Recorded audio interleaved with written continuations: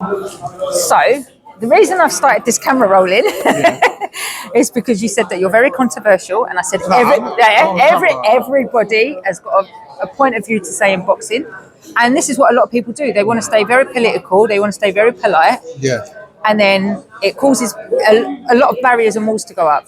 One of the biggest ones, and what I've been doing on the silent rounds, is I like to talk about. Actually, I need to give you a mic. I was just looking out. What about me? What I like to talk about is the biggest barrier of all, which is the mindset. The mind is the biggest part of boxing, and it's the most unspoken of, unrecognized. It's a taboo, because as soon as you show any sign of weakness, what kind of a fighter are you, right? Yeah. So maybe I'm just as controversial as what you are, because I want to talk about the nitty gritty stuff that no one talks about. I want to talk to the fighters about their disciplines, about their sacrifices, about stuff like that. So that's what I'm doing. So now you've jumped on board. So give me an opinion on boxing that you're very controversial on.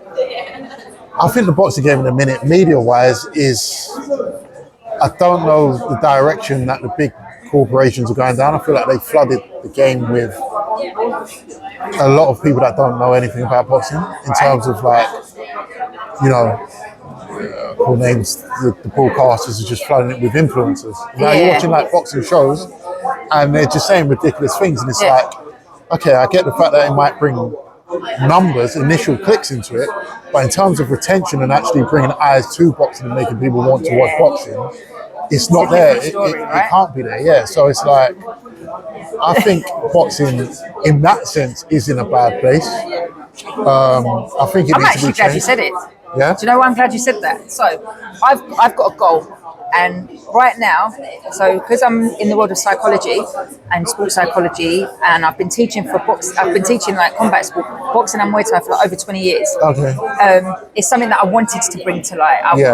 And over my course, I wanted to start touching on different subjects on it. What it can do for children, what it can do for adults, what it can do for people that live life on the road, what it can do for children that especially ones that are on the spectrum and stuff like that. So I wanted to open it up. So you're saying that, but I kind of felt like one of those. Like when I started doing it, I was like, where's my direction going? Because my vision hasn't quite panned out. Even before this camera started rolling, if you noticed, our discussion was very different. As soon as I pressed that button, it kind of slips back into very interviewee. And I didn't want that. I wanted open discussions on all aspects of boxing. It's a phenomenal sport. But there's so much more that goes on than just the rounds that happen in the ring. Well, you've sort of hit the nail on the head, and the reason why I don't do interviews, you probably see me here today, I don't do any interviews. You're probably thinking, what the fuck is he doing here? No, not really. You're probably thinking about me. No. Some people always think, because you turn up and you don't do no interviews. Mental health, I'm not bad, but But what I actually do, because my reasoning behind what you're saying is the same, I think the same. So what I actually do is I do documentaries on fighters. And the reason behind doing that is because I was sick of seeing, like, don't take this the wrong way, but I just think, I get it that people start off with interviews because you start off somewhere within the game. But I think the whole interview thing is oversaturated. I'm sick of seeing going on my YouTube, and I feel like IFL Stumble Ground already monopolised that market. They do what they do great. And if I want to see something, that's where I go to first. There's no point in me going anywhere else. They're going to get the exclusive access, and they're going to get the word first. And they do what they do great. But I think that's enough of that. We've already got them to do that.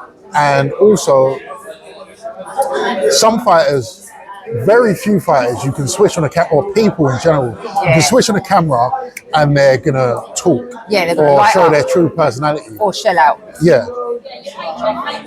I was sort of sick of seeing people go, you know, all the questions like, how's training camp been and what, it's boring. Like you're going to say it's a great fight, and it's sort of like footballers after they do interviews. It was a tough game, and blah, blah, blah, it's always tough. But it's just standard stuff that they'll say. But with the documentaries, I wanted to show more of what are you actually like? What is it actually like going through your camp? What are you actually thinking and stuff like that? And you notice that I'd say 80% of the stuff that I film can't even go on the camera, because you spend so much time around these fighters that you start actually building up a personal relationship with them.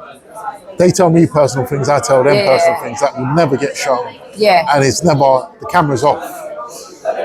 But when the camera's on, we're so used to being around each other that you're half aware the camera's on, but you're comfortable enough to, you know, have certain conversations or whatever. And even if you do say something that might be a slip up, you trusted me enough that I'm not going to post it. I delete that straight away. Do you know what I mean? I can't lie. I'm actually trying to do it where I don't do edits. I do let people them know like beforehand. I don't do edits. I'm not doing filters and stuff like that. Reason being because I want the real person to be seen. But the and hard by part making about those edits is so that's why I don't ask such in-depth conversations. But later on, do you know, I told you I've got that path, like I've got an end goal. Later on, I would like to do an on-the-couch moment, whereby I do get, even if it's just that one boxer that feels comfortable enough to sit there and talk about some of the stuff that they've had to actually go through. Like, did they hit a mental health breakdown and come back out of it? How did they come back out of it? How did it make them feel doing that? What kind of support networks that they had? Because realistically, that's what makes them real. And that's what's going to relate to other people that are going through it. And if one person says that story and 100 hear it, it might actually save one other person that's going through it. And to me, that means so much more than asking the daily questions. Does that make sense? No, I completely agree. So I do want that. So no, I don't do, and not just that, I don't do my hair. So I'm not going to sit there and look back at the camera and be like, oh my God, is that what I look like? That was a terrible angle. So no, I just upload. But I do pre-warn them. The only thing I would say about that is two things. You either got to be really good very quickly at getting someone comfortable enough to be open. Because it's very hard to get someone to be the real them within knowing them for an hour. Whoever you meet here today, 99% of the people, you might get that one lucky person that, you know, it's just like, okay, I'm open, I'm free for this. But to me, that takes true strength, though. It does. I think that's where strength actually lies. But it's where you're going to find it. And this is what I'm trying to break. No one was in an industry that it's like you're taught to not have mere mortal feelings. Like you can't express when you're feeling down. You can't express that you've hit a hard time. You can't express that you might be having some sort of mental health issue. You can't express that you're having a bad camp. Like you're struggling in your personal life. It's all a taboo. You have to just stay strong in the hard shell. Show me what you can do in the ring, that's what I want to break. I think it's hard enough. One thing I've learned in sport and being around fighters a lot more is that it's hard enough to get a fight in the first place. And you don't want to. Once you've got that fight, you don't want to say or do anything that jeopardizes taking you off that card or upsetting. Fully understand it. Upsetting the promoter. Boxing's marketing, right? And you have to be a product as well as a fighter. You can't just be a phenomenal fighter because if you ain't the product, you're not selling tickets, and therefore, who wants you without the money, right? It's the money industry. Absolutely. And you can either go. You can go hard one way in terms of someone like, what's his name? Like Tyan Booth and what's the other guy's name? Prince Patel. I don't know if you heard of those two. Don't think I have actually. But they've gone so controversial where it's like, basically, we're not even fucking touching it. Some of the stuff they say, is absolutely outrageous. And you kind of got to be a bit to even say some of that stuff anyway. But I just feel like fighters, they don't really want to jeopardize anything. And we're in an era where things are always getting taken out of context. And people just... Everyone's the independent media, now, the independent media a lot of the time are looking for clickbait content because it gets them the views. So I could say... I shared a room with this person, for example. I shared a room with this person. Chinese whispered into something totally different, right? But the rest of the sentences, I shared a room with this person, but so-and-so and so-and-so was in there as well. But they just take that one little clip and it now looks like you might have a missus and a child. And now it looks like you've done something mad. Crazy. So through speaking to them a lot as well and having those deeper conversations, that is another thing that they're very wary of. They don't trust the media, a lot of them. But would you?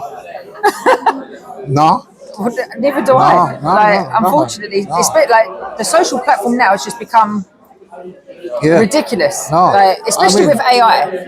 Say something wrong, pull it with a little AI touch up, and that's it. It's game over. So I do fully get it. They don't know these people's intentions, and at the end of the day, they're media, just as well as that I'm media as well. But it's taken a lot for me to get to a point where these fighters trust me. Like I said, and that's a phenomenal spot to be in.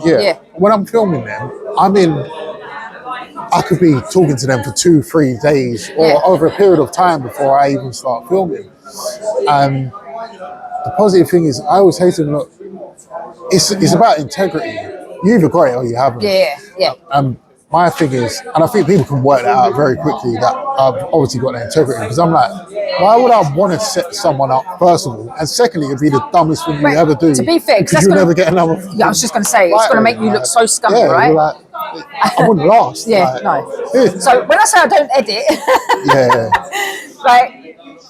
that's why I pry on that, because you know what's been said is real. Like, it's not about trying to snip bits, add bits, move bits about, because by taking out some things could also change the meaning of something else that you've said, if that makes sense. So I try to just keep it as natural as possible, and that's what I'm prying on.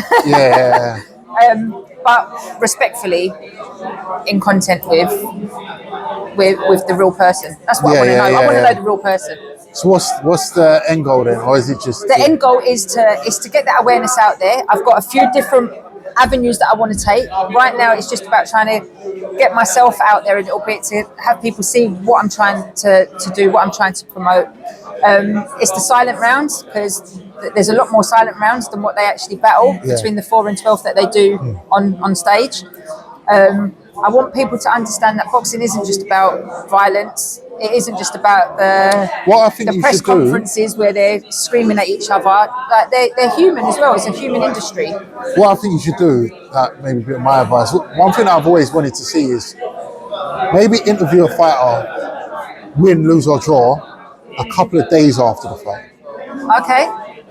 Because that's another thing that I didn't really like about boxing. I'm such a big boxing fan. It's all I watch. Catches them in the heat of the moment. Adrenaline hasn't even left the building. It's not so much, maybe that as well, but I look at it and I go, after the fight's ended, it's so quick. It's like, you go back to if you're the last fight as well, they get the most attention, but all they would get is 10 minutes after they get the post-fight interview, then they might get an independent interview or whatever. It goes back to let's say it's on Sky Sports, it goes back to the studio for 20 minutes and it's right. Next week on Sky Sports, we've got F1 or whatever. Let's say that guy's had a loss. It ends there for the fans, but your world doesn't stop there. I remember Fraser Clark saying after he lost to, I think it was, who did he lose to? I can't remember who he lost to. Who did he suffer his first loss to? I can't remember who it was now. It's not coming to me off the top of my head. Oh, Fraser Clark, sorry. And not Fraser Clark, Fabio Wardley, sorry. Fabio Wardley, and he was saying like how embarrassed he done a little interview a while later in promotion for his next fight. But for me, that's too late. Not too late, but there was a really important moment to capture, because he was saying that he was embarrassed, too embarrassed to leave his house for the week after the fight. And it's like, I know he's embarrassed, but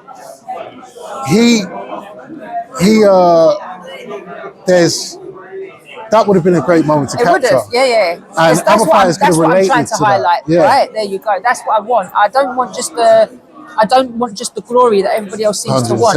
I don't want to know when your next fight is. I don't want to know who do you think's got over who. I want to know about you, about the person behind those gloves. Like, who puts those gloves on? What does it take to put those gloves on? And I want to hear about the sacrifices. I want to just get to know, like, because they're two different people in effect. Like, fighters are technically two different people, but merged as one. I want to know about the real identity. Not just the identity of the fighter, but the identity of that person as well. Because they get forgotten. 100%. And as soon as the gloves get hanged up, Who are they? Nobody Like, cares. who do they become? Like, what's your Nobody next step in life? And it's an industry that we retire in so early. So once you've retired, like, what's your next step? And a lot of fighters, obviously, they're going to coaching because they want to still stay in that industry and they want to now give back. But it kind of also takes away from the cape that they've been walking around in. And do you know how hard it is to lose a cape? Like, it's funny you should say that, because like one of the fighters that I'm doing a documentary on in a minute, Craig Richards, and he's now like become a good friend of mine. I consider him like a brother now, and he's, I think, 36. So you know, there's a time clock on how many fights you got left. You don't know when that is. He could have another 4 years. He could have another 2. God willing, he has another 4 or 5 years, whatever, and wins the world title. But I remember saying to him, like, have you thought what you would do after boxing? But he's still boxing right now, so he doesn't really want to think about retirement. Like, but you are in the gym 6 days a week. I was saying to you, that ain't going to stop. I'm saying you're going to have to go into training or something, because you're just so used to being in the gym. If that's, you can't just stop that, because you're going to be like, what the hell do I do? Do you know what I mean? And you're in a routine. Does a lot of damage. And I know he probably thinks about it, but I can't help but care and think about what you're going to do after this.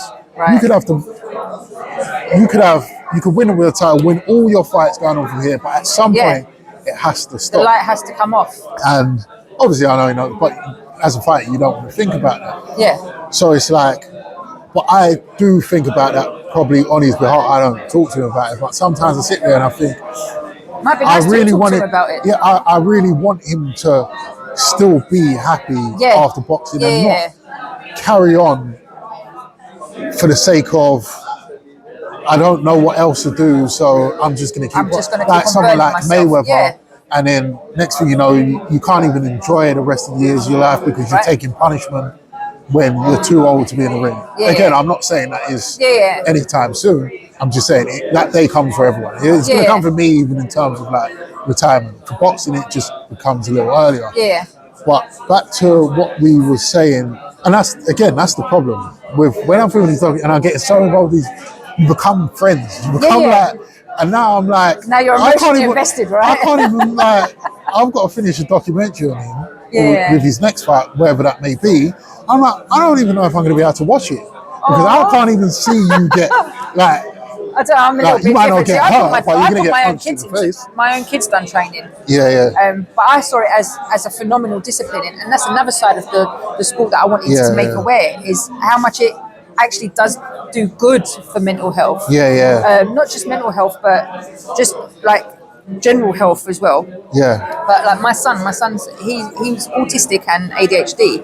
And I remember when I put him in it, and everyone was like, "Oh, you can't do that. It's going to send him off the rails." This is an autistic fighter. I didn't know. To be fair, most fighters are on the spectrum somewhere along the line. I'm sorry, I am going to say controversial or not. I am going to say it. For a living, you got to be. You got to be a little bit somewhere. But and it done wonders for him. Like totally transformed him. And I've seen it with a lot of the kids that I train. Like not just mental health, but even bad behaviour, misunderstood children, ones that are going through like their little hormonal changes and they're not understanding emotions, because you don't understand emotions until later on in life. So when you don't understand something, it becomes frustration, and with frustration in children becomes anger, naughty behaviour, and now you're just set to the side because you're the naughty kid. So I want to make awareness, and that's another part of the path that I wanted to go on. It's about getting awareness around all aspects of it, the benefits, the pros, the cons, and then also the downfalls, because no one sees them. And just to circle back on what we were talking about earlier about not seeing what it's like after the fight. Again, another fighter that I was filming, Ishmael Davis. Consider him a friend now again. Because you end up spending so much time around his people. I'm staying at his place, whatever. We're all going to come to your cookout. It'd be a good party. It would. I've got to have a heavy security there, just in case as well. Secret invites. But it was Sorry, I threw you off. Sorry. Yeah. It's all good. I'm trying to think about how I'm going to word it because it's all good and well when the fighter wins, right? Right. But I knew at some point with doing this, someone's going to take a loss. Come across the loss. It's a 50-50 split. The first loss was with that I had to sit through was with Ishmael, and although I don't want to film afterwards because you've taken a loss, I also have to finish what I'm doing and tell the story, so it's very hard. Yeah. But as someone now your friend, after you've just taken a loss, the last thing you want is me to put a fucking camera in your face. Right. So I'm like, it's a very tough situation for me. So I've had to go back to the changing room after he's lost, waiting for him to get there. But I thought the only thing I can do really is I'm not going to hold it. I feel like it's going to be insensitive. He might not have minded, but you felt some kind of way. So I left the camera there on the side, just set up on. Yeah. And I said, whatever it catches is whatever it catches. But that's also going to be authentic. Yeah. Some things might be out of frame. I'm going to position it best I can. Yeah. He might know it's on, but at least I'm not, just holding the camera in his face. And what it actually picked up was, for me, was some stuff so powerful. You see in real life time, not, all right, let me get ready to do this interview and prepare myself. Yeah, well, like what we just done, slapped it on and started. No, but you've just taken a loss, right? Let me get myself together, I'll clean myself up, blah, blah, blah. This is literally him walking from the ring, comes into the changing room, where it's, I'll show you the video afterwards, where it's an intimate moment and his team's there and they're talking about what went wrong and he's gutted and he's so emotional and whatever and blah, blah, blah. And it caught where it caught, and I've done a bit more after that, and then I put it together. Yeah. But also, you don't even want to ring him 2 days after and say, are you ready for that interview now? I've put everything together. Can you approve this? Because I always send it to them beforehand to say if you want to cut out anything like this. And he was on a sort of like an understanding, like, you've got to do what you've got to do. But he's like, I'm just not even in the mind frame to even watch this because I don't even want to think about. And I said, like even someone on your behalf, like your dad maybe or your uncle, someone you trust, to watch it, because I think it's really important that this goes out. Yeah. And he watched it. I think like maybe his uncle or his dad watched it and whatever. And he was like, just put it out and whatever. So I clipped it up, I put it out, but the promotional part that I put out was that where he come back into the changing room and what that actually was like. What that meant, And the feedback he got from it, he actually phoned me at like 2 o'clock in the morning. Don't know why he thought I wouldn't be asleep. Yeah. He was like, he's like, you know what? I'm not going to imitate his accent. You know what I'm saying? I do his thing sometimes, but he does mine as well. But he's like, this is actually sick, isn't it? He's like, he's like, no, I get it now. People need to see this part. And he goes, if anything, it's fired for me to come back. But the feedback on it was exactly what I wanted. Everyone's in the comments going, this is stuff we don't get to see and all that. Everyone's saying, this is the part we don't get to see. And he's like, and this person's commenting on it, and that person's saying, whatever. He's like, I feel like now people are going to root for it. He's like, the comeback is like, sometimes the comeback's great. I'm like, there's no point. Like, you've lost it. There's no point. It's easier said than done, but you don't want to sit in your fucking your curtains drawn and whatever. And the same thing, so that was good. And the same thing happened with Jordan. I think they only really truly lose when they allow it to consume them. Well, I said, one of the things I said to him at the end of it, because not winning and losing to me are two different things. Well, one of the things we say is that you only lose when you give up. Right, that's what I mean. But that's because it consumes them now. So, same thing happened with a fight, Jordan Flynn. He lost. Yeah. Me and Jordan get on so well, and again, that was a tough loss to take. Like, I start consuming. It takes a toll on me. I've never had grey hairs before. I'm starting to get grey hairs in my beard and stuff like this. But I know you're only 21 as well, aren't you? Plus 10. But he had a loss, and that was tough to take because not only do you grow close to him, you go not as close, but you grow sort of close to his family as well. Oh, okay. And you can see what it can do for the whole like community in a sense. And he suffered a broken jaw, so it was quite a bad loss.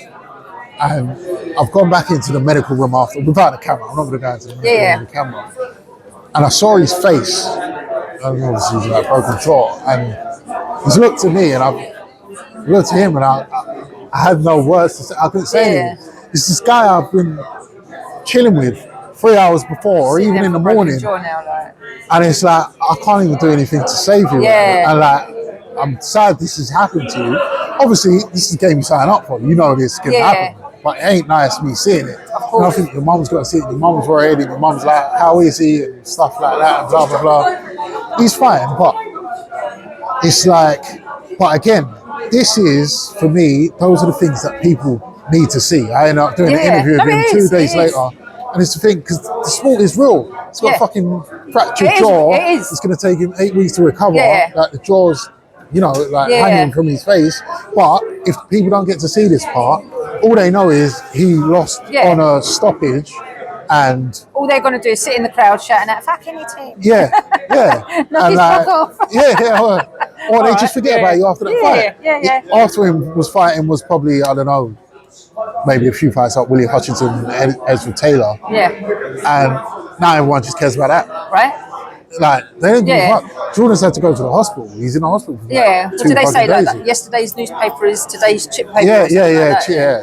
So that's my age. He's just in the hospital. But I'm phoning him, like, and he's in the hospital 2 days. Everyone else has gone home after the fight, getting on with life, work on Monday. But what's his life like? Do you know what I mean? What is his life like? And I think it's important that these guys, they give so much in the ring. They deserve because their profession technically is their whole lifestyle. It's not like going to work in a bank and then just once you clock off and you go home. Like, they have no choice but to take their work home with them. Like, they're sleeping, they're eating, the family, the injuries, the aches, the pains, the mindset, everything has to stay with them 24/7. Like, they literally eat, sleep, breathe, shit boxing. Like, and I don't think a lot of people grasp that. That's okay. No, that's all right. I'll phone him back in. So, or if you want, I'll phone him back in. Okay. You have to phone call on. I said, Craig, you're on an interview. But so it's a big thing that a lot of people they just don't see. I don't know if they think they walk in, they do a little 1 hour training session 3 times a week, and then that's it. Like, it's not the gym. And even like the sparring will take a toll. Right. And just by having a sparring session can flip your whole fight.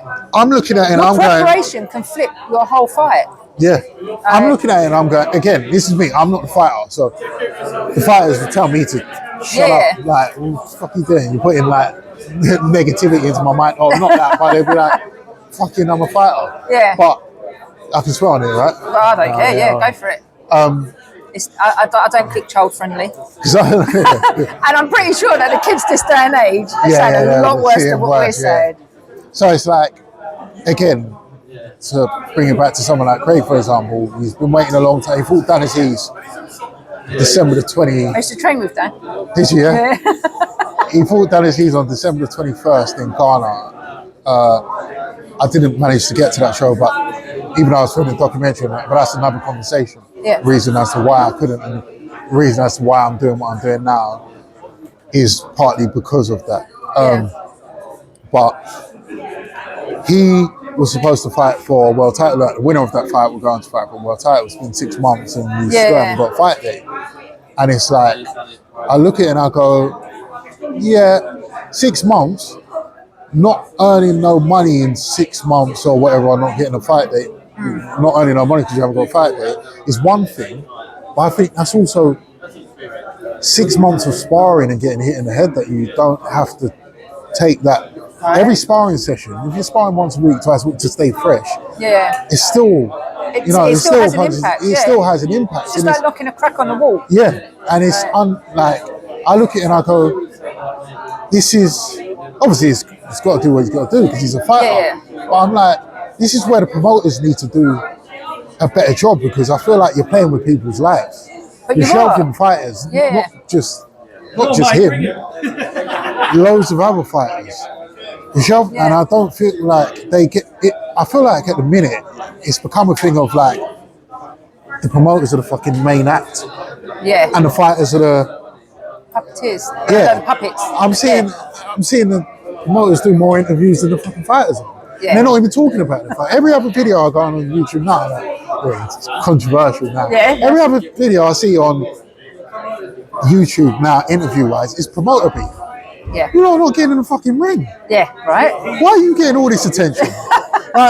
Do you want to get more sponsorship deals in your fighters or something? And I get it, to a certain extent, you've got to, you're a promoter, so you've got to talk about the fight. Yeah. But what about your fight? What was the last time you heard about Joshua Buatsi? Do you know what I mean? I bet he's still in the gym training every day. But he hasn't got a fight, has he? Or not as far as I'm aware of. So, I just don't think eyes are open. Eyes ain't open. Even to the biggest downfalls. Like, one of the most recent ones was Ricky Hatton. Yeah. Like, a lot of people showed their condolences and stuff like that, but where was the recognition about what happened and why it happened? Like, where's a little bit more on that? Yeah. He's a legend. Yeah. And I don't think he got enough recognition. Yeah. But again, everyone says rest in peace and rest in peace to Ricky Hatton and whatever. Not whatever. But there needs to be more. I feel that there needs to be a bit more. But like, make the awareness. Yes. Like, do you want that to reoccur? And that's one of my things, because from what I've seen, and I'm not an expert, and I'm not in that circle to know the in depth. But if I was to have an opinion from an outside perspective and from a psychological perspective, Ricky lost his identity, like when he stopped being in the limelight. And I know that just leading up to the unforeseen circumstances, he went back into training. But going back into training is another recognition that you're not that same person anymore. Yes.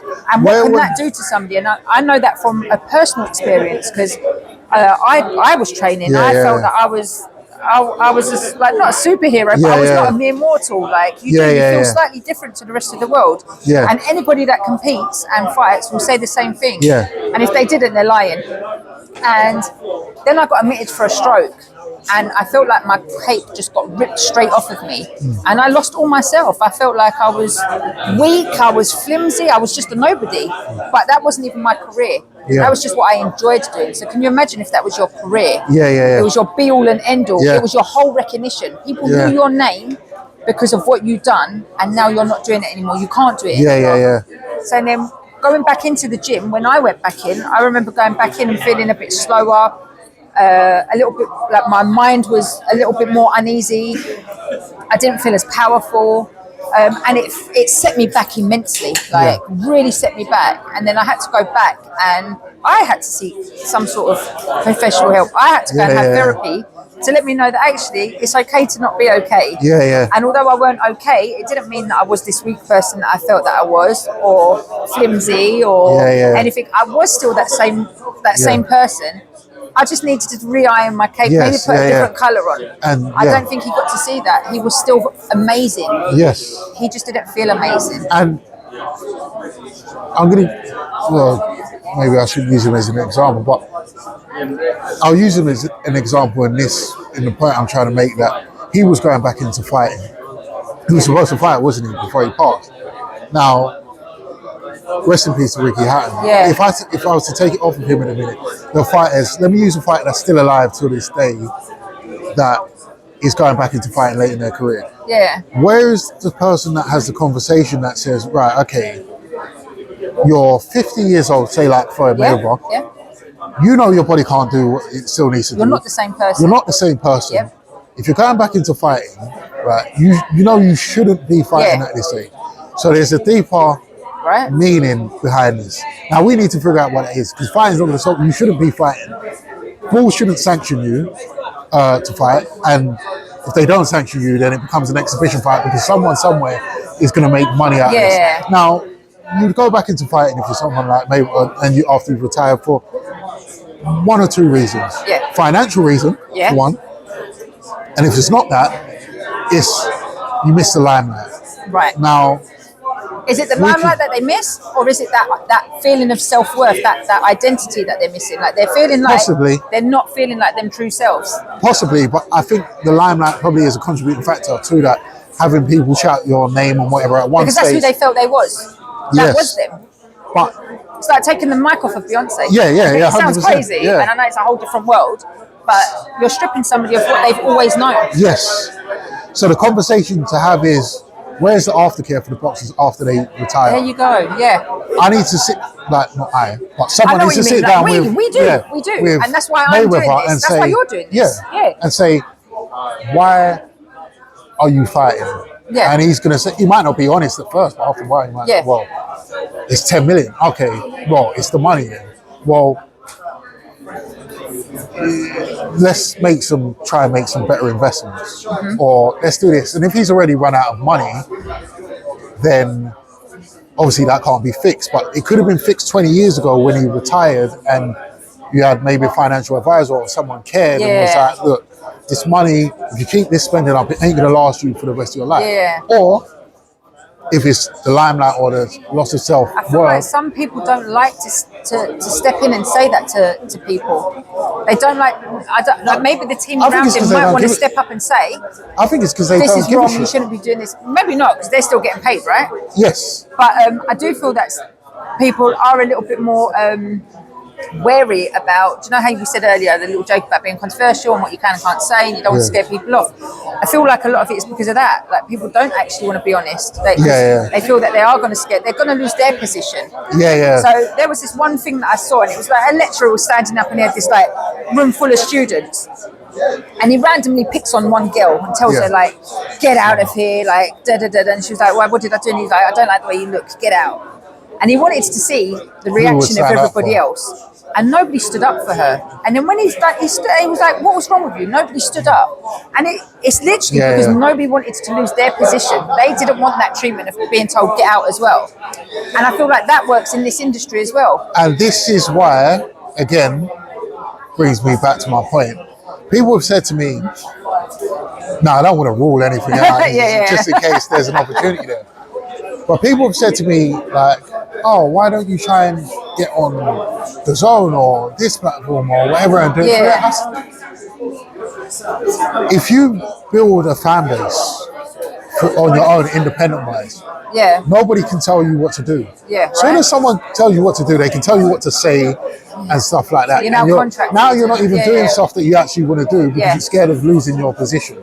If I wake up tomorrow, don't get me wrong, I have to spend thousands of pounds doing what I'm doing because that's the cost that comes with it doing it independently. But if I wake up tomorrow and I decide I'm not going to say this on camera, or I just want to change the whole thing that I'm doing. Do you know what I mean? If I was working for one of those things, all they would be doing is, no disrespect, but what they would be doing is, right, it's all about the bottom line. Make sure you do that. It's all about the bottom line. And I get it because it's a business at the end of the day, but I'm doing it for passion, and if it covers my bills, I'm happy. Anything else is a bonus.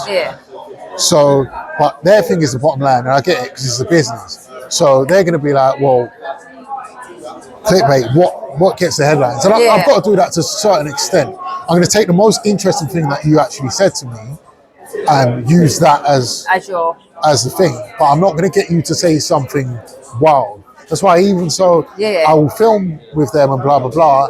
And many a times I'll have conversations with the boxers that I filmed and be like, you said this. I'll say, sometimes I talk them out of putting something that I could have put into it. And they're like, nah, like, trying to in there. And I'm like, but the repercussions of that might be this and that. To make you aware, I say, if you really want me to, I'll say fuck it and just do it. But I'm letting you know, I don't think that might look good long term and whatever. That could be misconsumed or anything. That could. But if you really want me to, and you say fuck it, go with it. But I'm always going to advise you to your best interest. The last thing I ever want is something to happen to you and you On to the lose backbone of your just you to get of me not care. I'm just not that way inclined. Like if I care about these fights, probably because I wanted to be a boxer at one point myself in my life. I wanted to be a boxer at one point and I got talked out of it. So that's probably why. So I see some of myself within them.